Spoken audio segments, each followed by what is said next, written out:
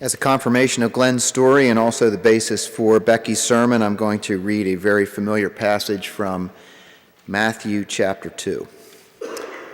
After Jesus was born in Bethlehem in Judea during the time of King Herod, Magi from the east came to Jerusalem and asked, "Where is the one who has been born King of the Jews?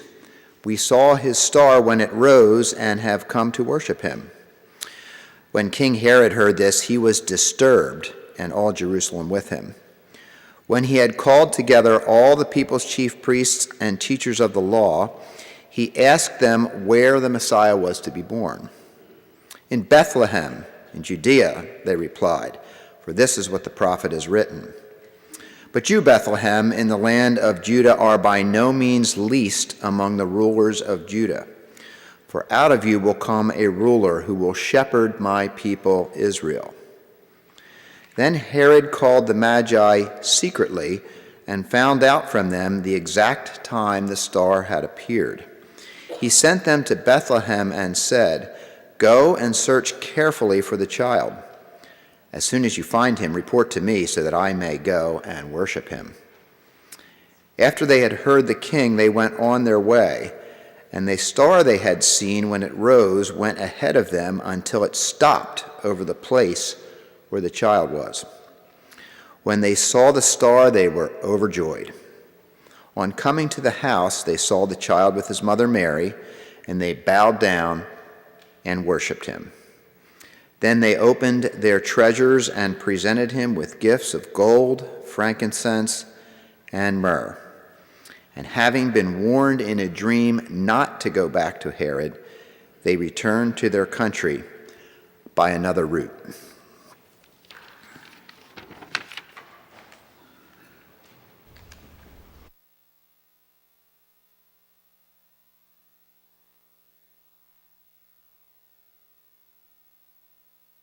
If you're wondering why I'm here, well, that Becky Hess, she asked me to come.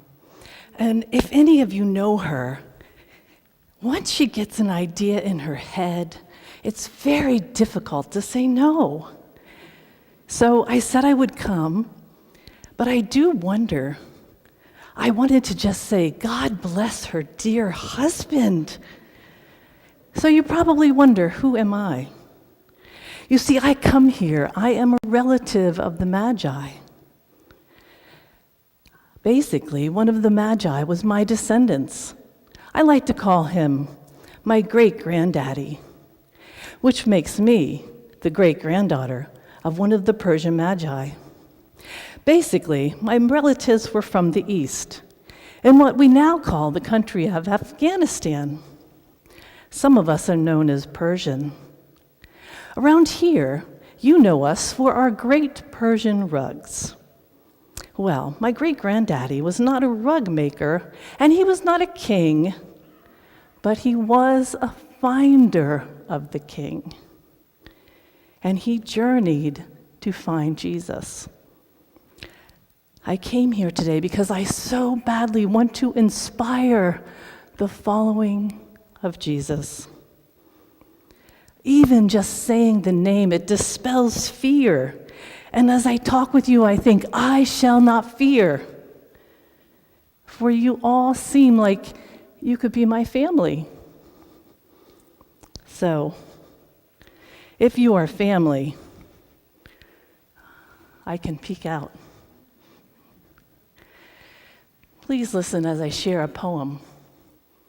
My great-granddaddy loved poetry, and he would read to me this poem about women who came to help Mary. It was by Jan Richardson. Wise women also came. The fire burned in their wombs long before they saw the flaming star. In the sky they walked in shadows, trusting the path would open. Under the light of the moon, wise women also came, seeking no directions, no permission from any king. They came by their own authority, their own desire, their own longing. They came in quiet. spreading no fear to lead to innocent slaughter to their sister Rachel's inconsolable lamentations. Wise women also came. They brought useful gifts: water for labor's washing, fire for warm illumination, a blanket for swaddling. Wise women also came, at least 3 of them, holding Mary in her labor, crying out with her in her birth pangs, breathing ancient blessings into her ear. Wise women also came. And they went, as wise women do, home a different way. Thank you for listening. I also want to share with you a special story that's been handed down from generation to generation.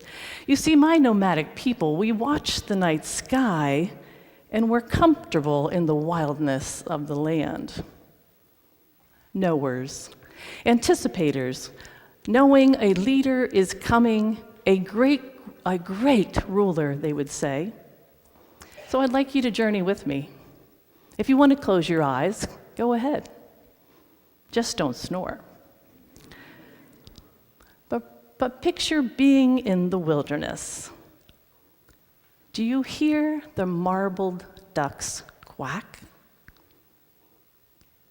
Can you see the African darter with its large, glossy black wings and its long neck as it flies by? There are flamingos and pelicans and egrets by the thousands. They are migrating overhead. They are flapping and squawking. They are seeking shelter for their brood. Persian squirrels scamper from tree to tree, and lions roar.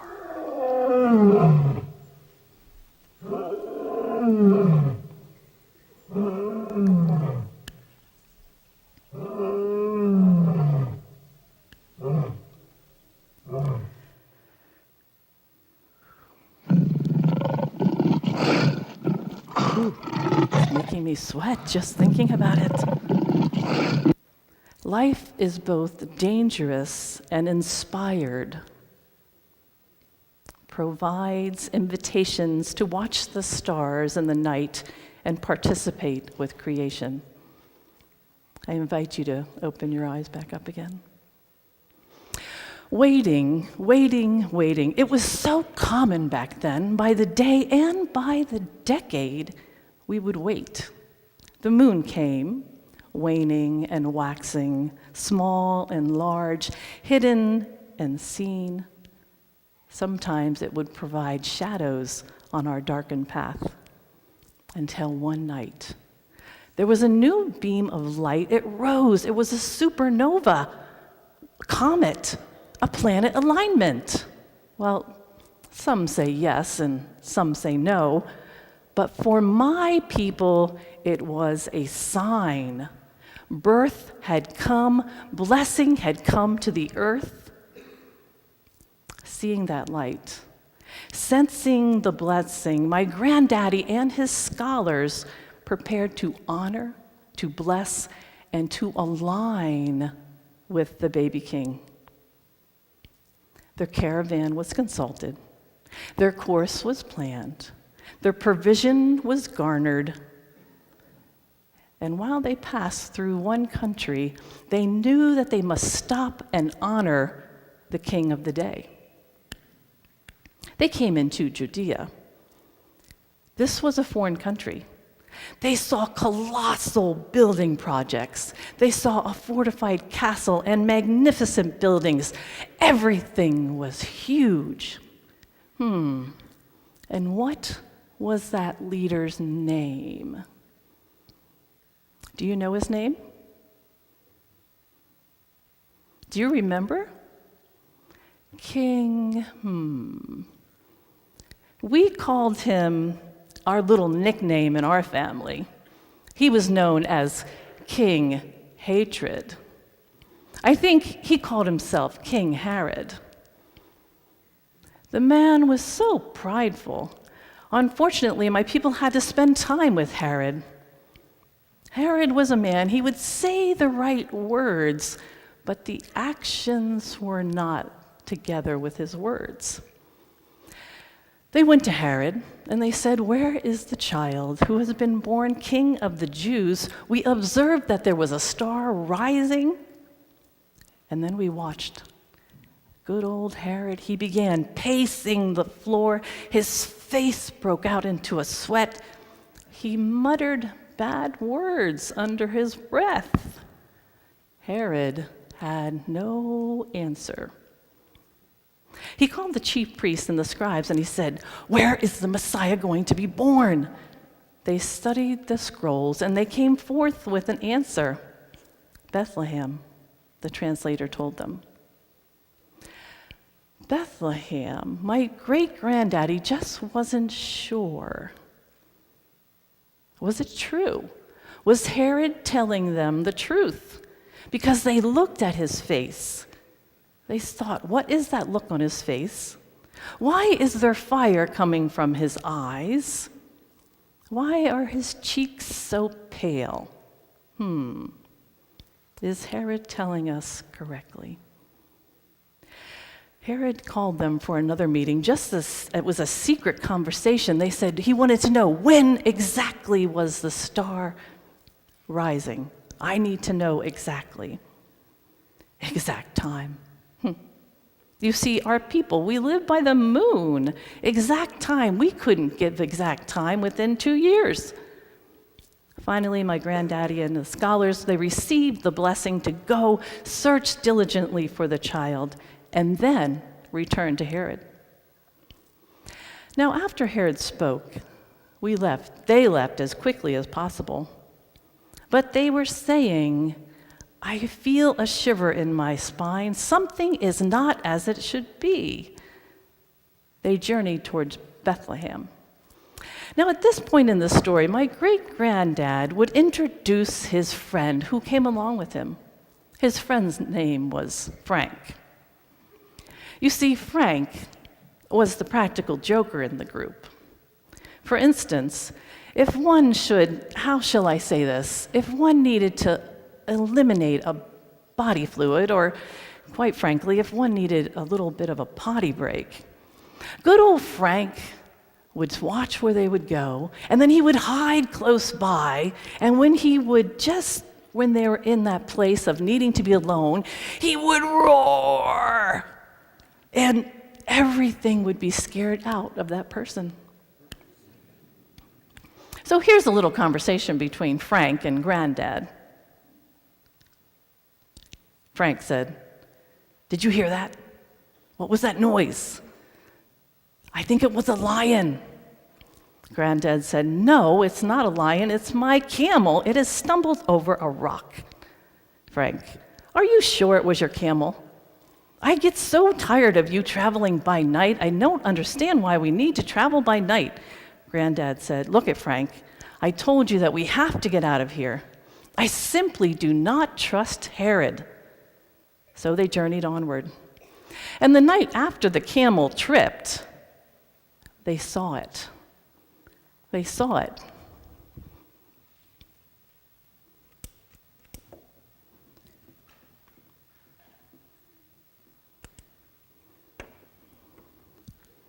They saw the light. It stopped them in their tracks. Well, it stopped everyone except for Frank. Frank ran into the back end of my old granddaddy's camel. They stared, they looked. Could it be? Frank said, "Oh no, it's just a cell phone tower." My granddaddy knew better. He said, "This is not just any light. This is the same exact star that started us on their journey, that told us a king had been born." They hopped up and down. They gave each other high fives. Why don't we do that? Give one another high fives. Do you know? Woo! That's how happy they were. They started giggling and jumping, and Granddaddy said even his camel smiled. You can just imagine their joy. They followed that steady light, and they were astonished when the light stopped over the place where the child was born. Mary was there too. They laid low to the ground, and they gave out their gifts. Their treasure burst open of gold, frankincense, and myrrh. You see, this was just what Mary, Joe, and Jesus needed for trading for food, water, and shelter when they became refugees in a new country of Egypt. People think, 3 gifts equals 3 gift givers, 1 present each. Even Glenn might think that. But you see, my granddaddy brought pomegranates. He gave Mary a Persian rug, and he wrote down poems for Mary because Mary loved poetry. One poem by Rumi went like this: "Come, come, whoever you are, wanderer, worshiper, lover of leaving, it doesn't matter. Ours is not a caravan of despair. Come, even if you have broken your vow 1,000 times, come, yet again, come, come." And then there was a really special poem. This one was written by Renita Hurst. To stay here in the present is a challenge indeed, not looking back in regret, nor looking forward in planning, but just now in this holy moment, enjoying the view. Granddaddy camped close by Mary, Joseph, and Jesus. They were translating stories back and forth. One story was about a man named Simeon. It was a man, they said, when they took Jesus to be circumcised, Simeon came in and he was guided by the Spirit into the temple. He cradled Jesus in his arms and he said, "Master, now I may be dismissed. Dismiss your servant in peace according to your word, for my eyes have seen your salvation, which you have prepared in the presence of all people, a light for the revelation to the Gentiles, which is us, and for the glory of your people Israel." Those stories continued. They also told the story of a woman named Anna. She was a prophet. She was a widow. She was at least 84 years old. She was in the temple night and day, fasting and praying. And when she saw Jesus, that little baby Jesus, she praised God. She spoke to Jesus, to everyone who came down. She said, "Look, this is the redemption of Jerusalem." It was though Anna was coming along and sharpening everyone's spiritual pencil. Great-granddaddy stayed in Bethlehem until the night that Frank had a discerning dream. And it was for what their next step was. They were warned, stay away from King, what's that guy's name? King, yes, both. I heard hatred and Herod. Stay away from him and go home another way. So they had to pack up and go back home. They listened and they returned to their country. You see, cradling the king is a story that we tell over and over again. My great-granddaddy, he taught me about God's provision, taught me about following those signs that come along the way, taught me to overcome the lion's roar. And I want to thank you for listening to the story. And I do wonder, if we were to sit down and to have some tea together, what story would you tell of God's provision? How have you cradled the king. What gift would you bring?